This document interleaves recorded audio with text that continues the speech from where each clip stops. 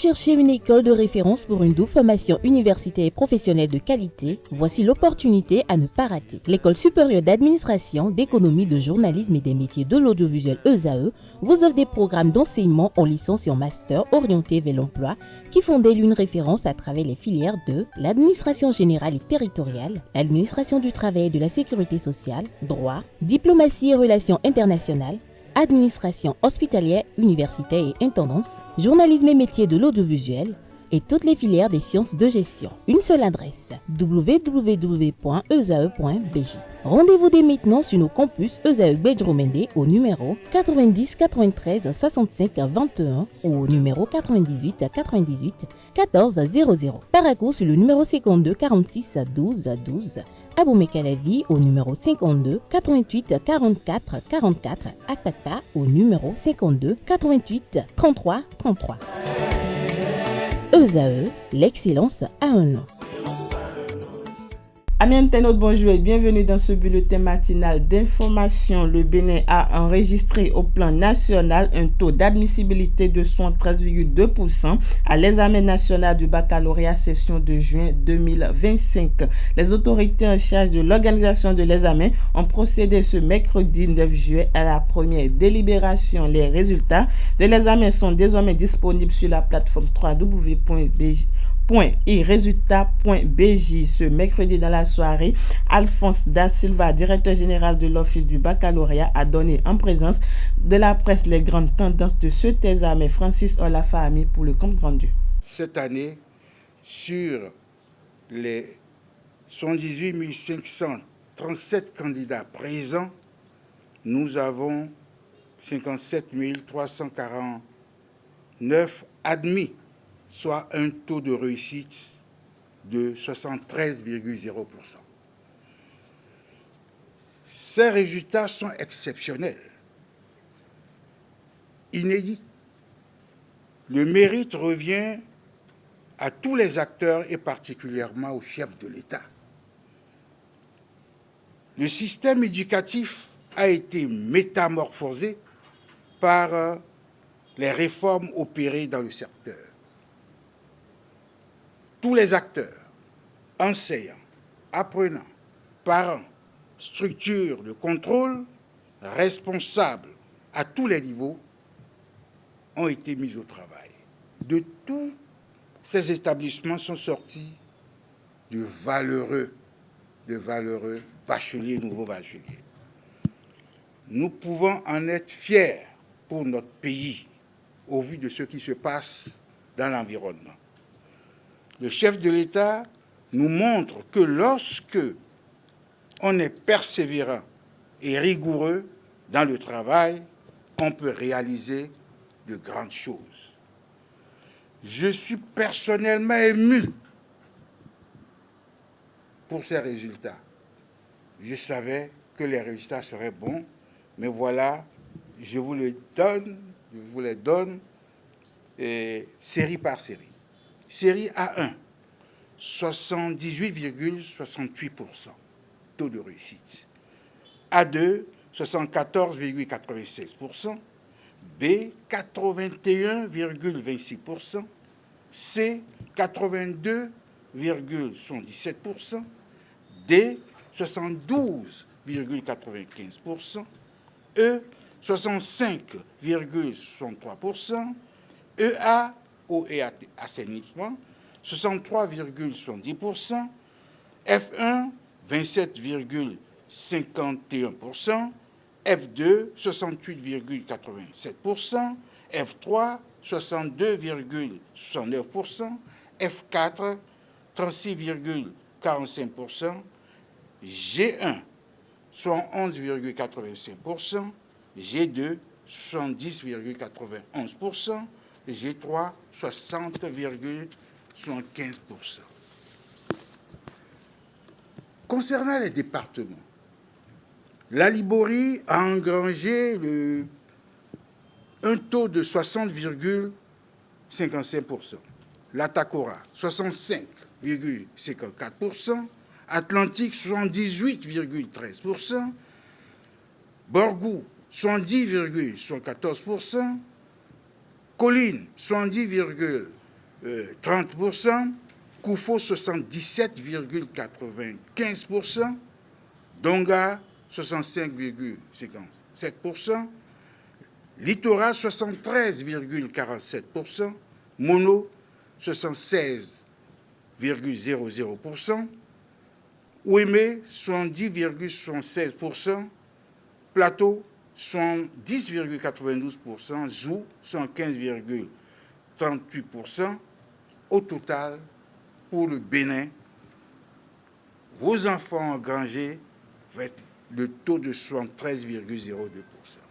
Vous voyez, je le dis avec sentiment parce que moi-même, je suis un père, je suis formateur et je suis le directeur de l'Office du baccalauréat.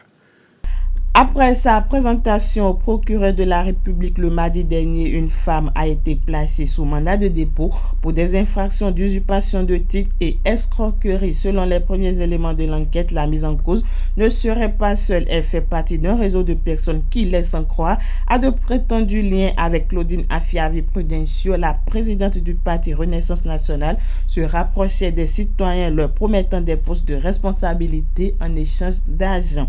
La présidente du parti RNN a dénoncé le 12 juin dernier une usurpation de son identité. Claudine Afiavi-Prudencio mettait en garde contre des individus mal intentionnés usurpant son nom et invoquant de fausses proximités dans le but de soutirer de l'argent à des citoyens, des personnalités et même à des magistrats.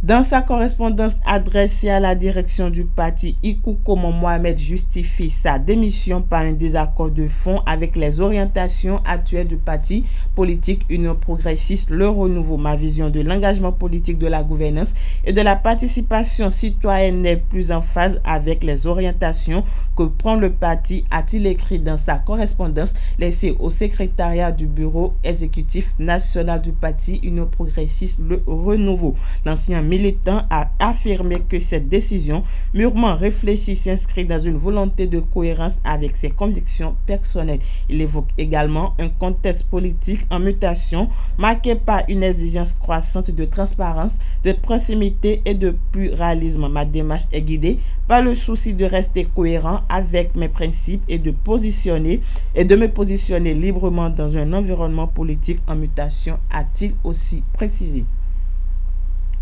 Parlons société dans ce bulletin matinal d'information. Entretenir une femme, ses pouvoirs aux dépenses de cette dernière sur tous les plans.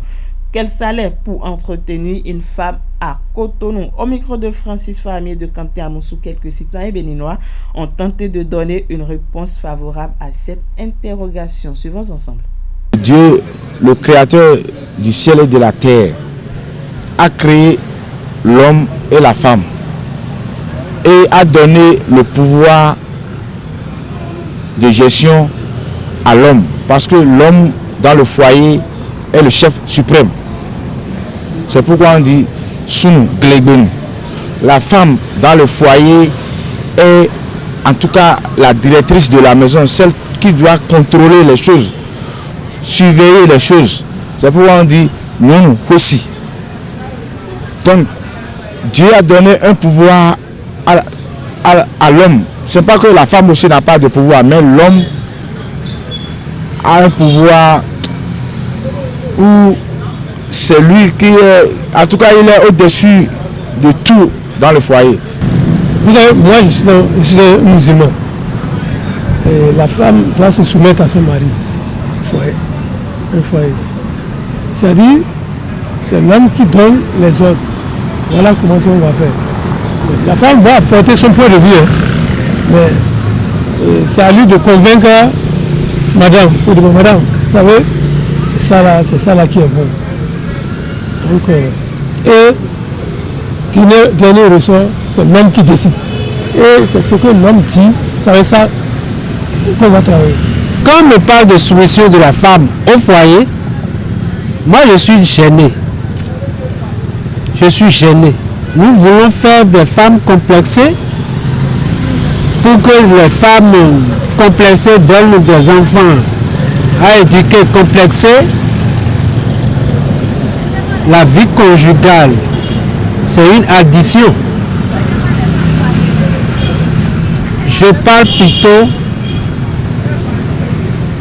d'entente et non de soumission. Parce que là où il y a l'amour, il y a qu'on respecte la liberté de l'autre, il y a qu'on fasse ce qu'il faut pour que l'amour perdure.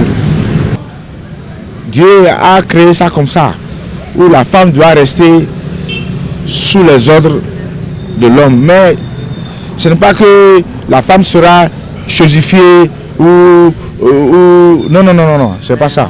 Dernière information pour boucler, hors de nos frontières, l'Union européenne renforce son engagement sécuritaire en Afrique de l'Ouest. Le Conseil de l'Union européenne a validé le 8 juillet dernier.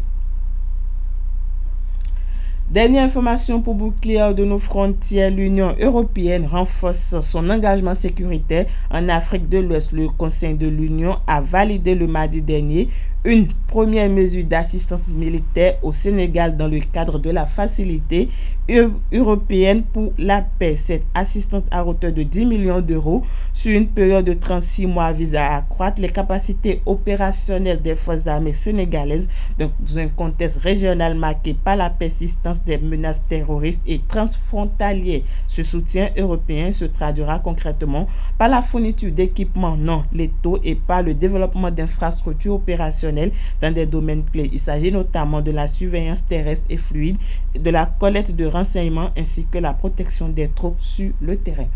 Voilà, c'est tout pour le bulletin matinal d'information de ce jeudi matin.